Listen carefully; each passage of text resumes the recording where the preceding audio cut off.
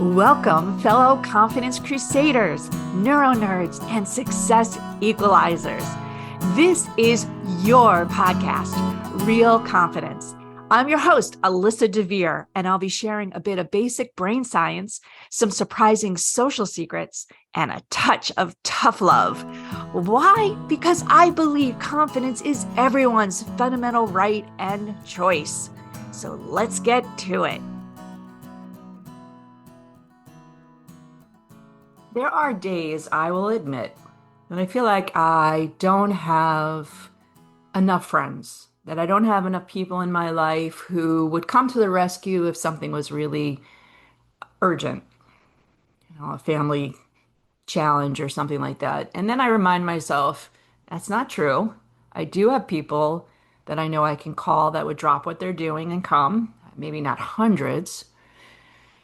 It's easy to compare myself or we all compare ourselves to other folks who seem to have tons and tons of friends. Now, I know a lot of people, and I say know a lot of people, thousands of people, very well connected, business and otherwise. I make friends very easily, and I say friends.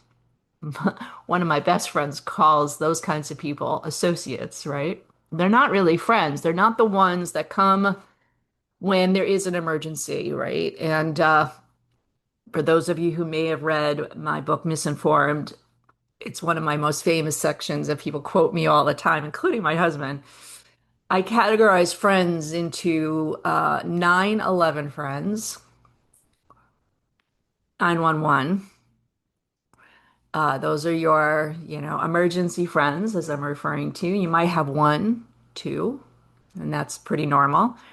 Those really, on speed dial, kind of like, I need you now. I then say we have a lot of 7-Eleven friends.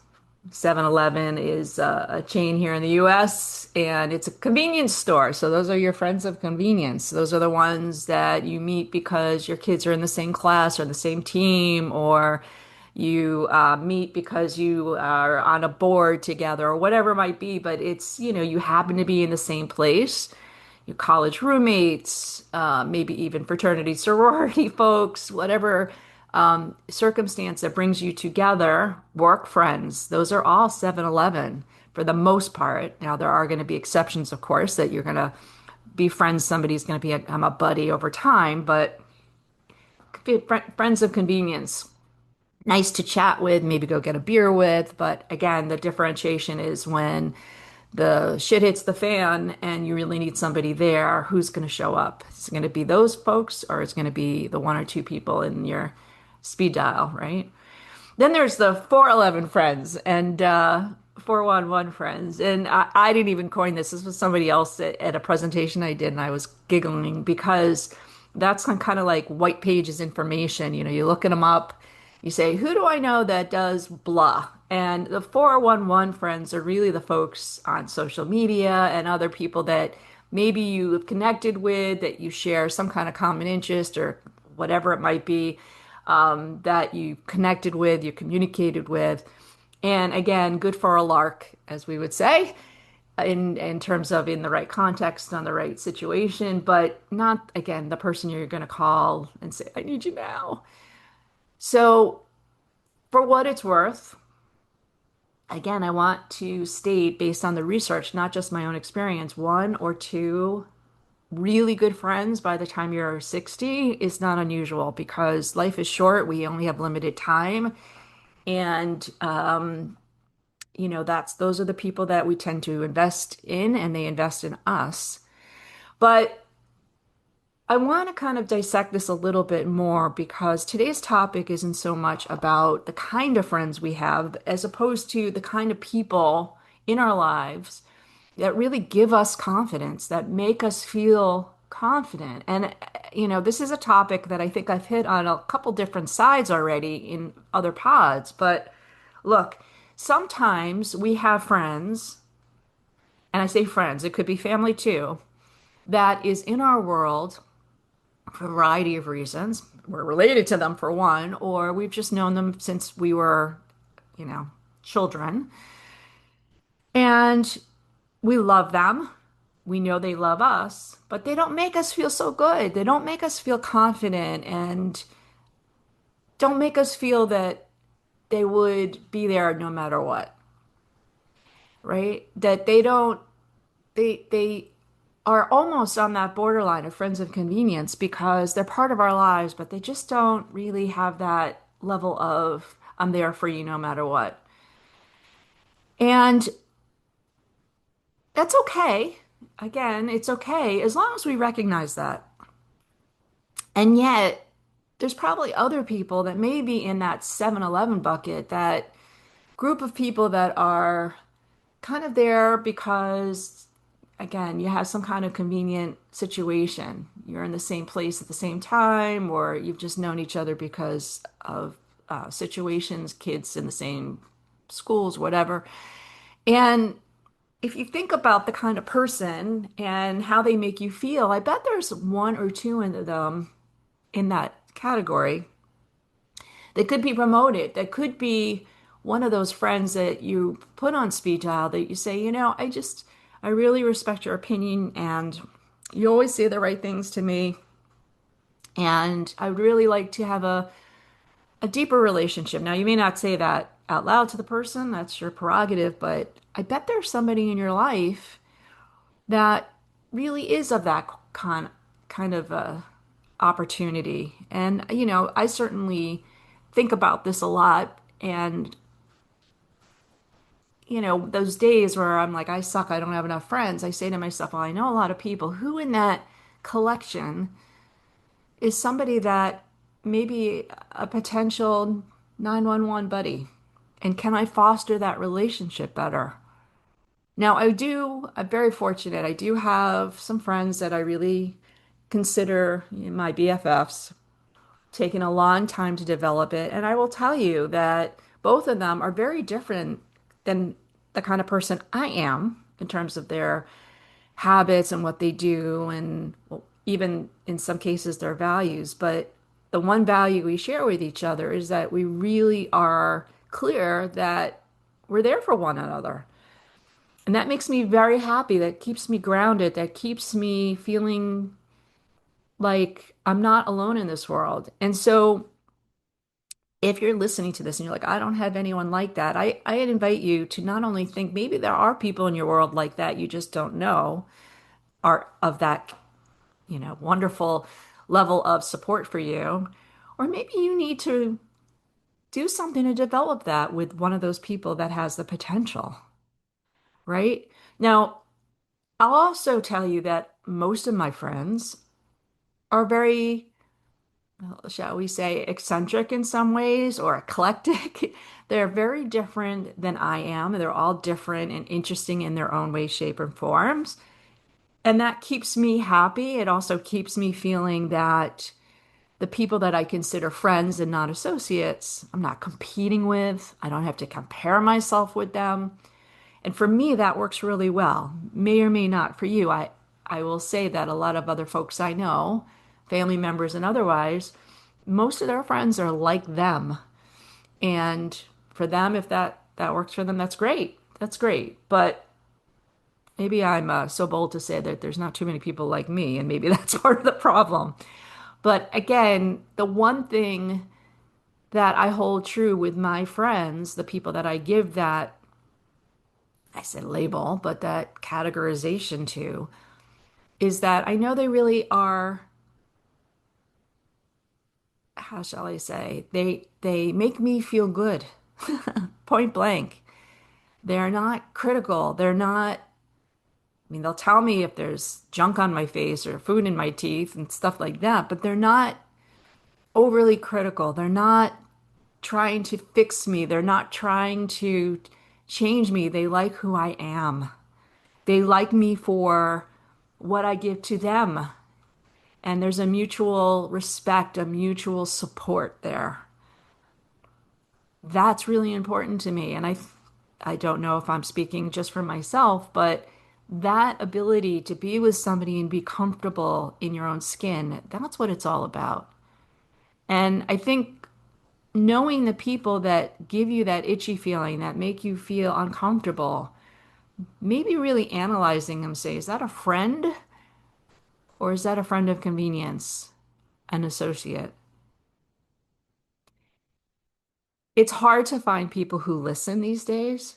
Really hard to find. If you have somebody that's a good listener, somebody who is a good thought partner, a good coach, those are really great people to bring into your world. And again, the people that make you feel grounded, the people that make you feel like you can just breathe without being concerned, that you don't have to hold in your tummy, the people that don't care if your hair is not perfect or you don't have makeup on that day. I'm using these more as metaphors. Those are the folks that I think sometimes come in and out of our lives, and we don't grab the opportunity to really make them more important people in our own worlds. So, being more aware, being more tuned into those people, and at the same time, looking at some of the other folks that maybe you do call friends and releasing them a little bit. Doesn't mean you say to them, go away, I don't want to be friends anymore, but maybe not putting so much expectation on them, maybe not keeping them as your go-to people because again, life's short. We have limited time. And if somebody is going to be judgmental, somebody is not going to be doing things in your best interest, let them go. Give them a little bit more leash. Let them be part of your world, but maybe not that inner circle. So, I want to take just a breather here, give you a minute to concentrate on not just our sponsor, but a little bit of what I said. And when we come back, I want to challenge you to think about what could you do if you're feeling like that day that I mentioned that I wake up and you go, I don't have enough friends. I don't have good enough friends. What can we do? All right, we'll be right back. Want to level up your confidence, your career, maybe even your coaching? Well, then head over to AmericanConfidenceInstitute.com. E-classes are there as well as our coaching certification program, and you don't need any coaching experience to do it. However, if you are an experienced coach, you can get ICF and SHRM continuing credit. It's fast and easy. If you work in an organization, consider bringing in a kick-ass keynote or a uniquely engaging workshop. We also have team learning programs, and they all apply to both your personal and professional life, which makes them really special. They're great for ERGs, the leaders, the member programming, or really any type of professional learning and development in your organization. So give us a holler at www.americanconfidenceinstitute.com. All right, so I'm going to tackle this challenge I left you with before the break in two ways. One is to challenge you to think about if you don't feel like you have enough good enough friends, and I say good enough, like those one or two people that you would call your 911 friends, the ones that I need some help, I need to just talk, I need some a lift somewhere, please, I'm in an emergency, whatever scenario you want to put, those people that you can call, that you can depend on. You don't have those in your life. I would invite you first and foremost to think about who is in your world and make the effort to tell them that you consider them your your best friend or one of your best friends. To let them know that that is how you think about them. And if they don't say the same thing back to you, all right, maybe you realize that they're not the one for you. But don't just assume it, confirm it. Confirm it. Find out from them if they feel the same way about you. And if the answer is no, then maybe move on to the next person. They may say to you, well, it's very flattering, Alyssa, but, that's not the relationship that I have in my head. Okay. Okay. It sucks. It may hurt, but at least confirm it. I've always thought of you as a best friend, and I just want to let you know how much I appreciate you. Oh, Alyssa, I feel the same way about you. Oh my goodness. If you heard those words, it would feel really good, wouldn't it? Nice, confident confirmation. Now, the second scenario is, let's say there aren't people like that you feel like you could even have that conversation with. So you're saying to yourself, okay, that's great, but where do I find those people? Well, part of the job here is taking the step, being the first person that shows that commitment to somebody else. So again, think about the collection of people that you have in your life, the collection being even your 7-Eleven or maybe even your 411 friends. And is there somebody in there that you go, they have the potential to be a really good friend, to be somebody that I could count on? And promoting them, as I said earlier, promoting them in the sense that you could even say to somebody, I know it might sound a little weird, but say to that person, we don't know each other very well, but I'd like to get to know you a little bit better. I feel that like you and I have a lot in common. Can we go get a cup of coffee? Can we go out for a beer? Whatever floats your boat. But making the effort, can we get on the phone once a week? Whatever, right? Any of those kind of things that you're making an effort to get closer to somebody, don't wait for it to happen. Take the initiative. Now, if you are saying to yourself, there's nobody in my collection that's like that, that you would put that effort to, that you would want to put the effort to, all I can say is maybe change up some of your stuff. Maybe go take some courses at adult education venue to meet some new people. Go and try a new sport or try a new hobby or something that exposes you to some new people. Because at the end of the day, when I wake up and I say to myself, I suck, I don't have people that would come to my rescue, I have to remind myself, who are the people I would go to rescue? And it reminds me that I would drop whatever I'm doing and go and be with my 911 buddies. And I know that they would do the same for me. So it's a mutual bi-directional relationship. We have to make those happen. And those are the ones that give us confidence that not only do we have people in our lives that are there for us, but we serve a very important part in their lives as well. All right, my friends, I hope that served you well. And as usual, I am grateful for your listenership, and any kind of feedback is always welcome. Thanks so much for tuning in. Before we totally wrap up, I want to let you know that full transcripts and show notes for this and other Real Confidence episodes can be found on www.americanconfidenceinstitute.com/podcast. I also want to remind you once again that the best way to get confidence is to give it to others, and you can do it just by liking and sharing this episode on your preferred podcast and social media channels. You can even give me some confidence by noting topics you'd like me to consider for the future. So for now, this is Alyssa DeVere. Thank you for helping to bring more confidence to the world. Master editing done by Ben Weinstein, with original music performed and composed by Jeff Mitchell. Real Confidence is a production of American Confidence Institute. All rights reserved.